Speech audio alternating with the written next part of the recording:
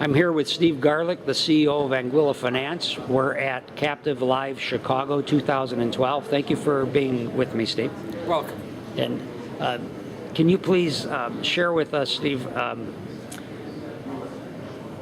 how you've managed to become a top 5 global domicile, which is an extremely prestigious spot to be in, and most people do not know where Anguilla is, or how you've managed to achieve such an amazing position in the captive insurance business community.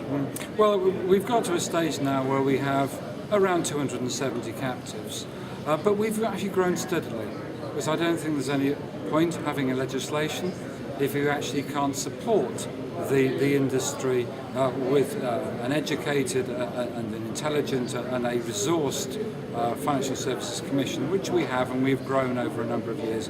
So it's been steady growth. We started obviously captives a number of years ago, but over the last 5 years we've grown year on year on year on year to a stage where we got to 270, and those are spread from the smallest captive, the single parent, all the way through to the multinationals, who see Anguilla as having a meld of good legislation, good regulation, and actually a desire to promote captive insurance and actually want good business on the island. Excellent.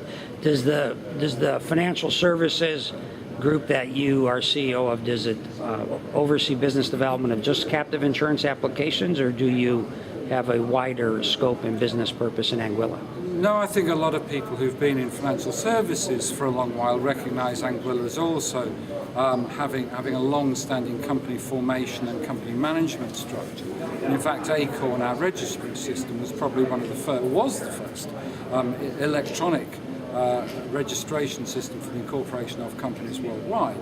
And we've been doing that for 10 years or so. But yes, we also market not only company formation and management, but also trusts, funds, foundations, and banking. All of the services that go to make up, actually, if you like, around the core of captive insurance, all the services that a captive owner and a captive manager would require.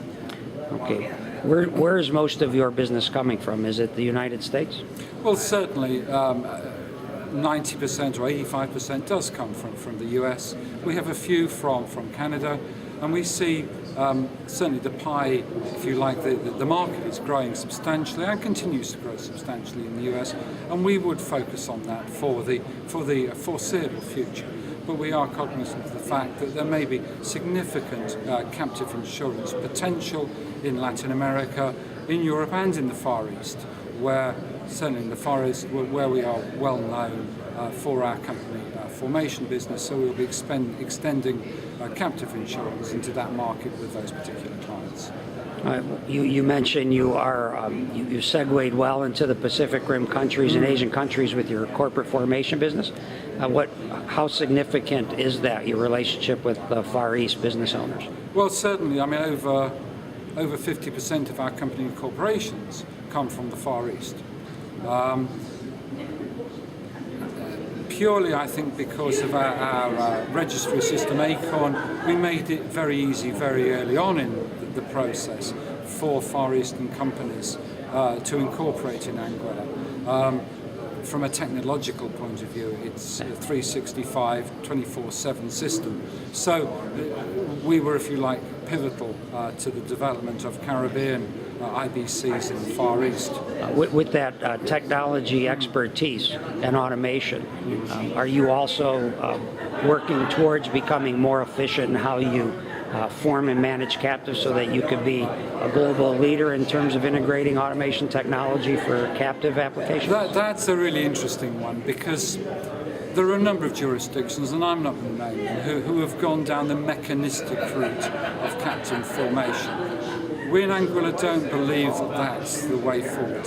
Yes, the Financial Services Commission is efficient, our service providers, our captive managers are efficient, but we actually like to understand what a captive is there for, why it's been suggested, and to look behind the business plan to make certain it's the best solution for the client, There may be other solutions that we may not be able to provide, but by offering those suggestions, maybe the client will come back to us with more and more business because they rely on us for good, sensible financial advice.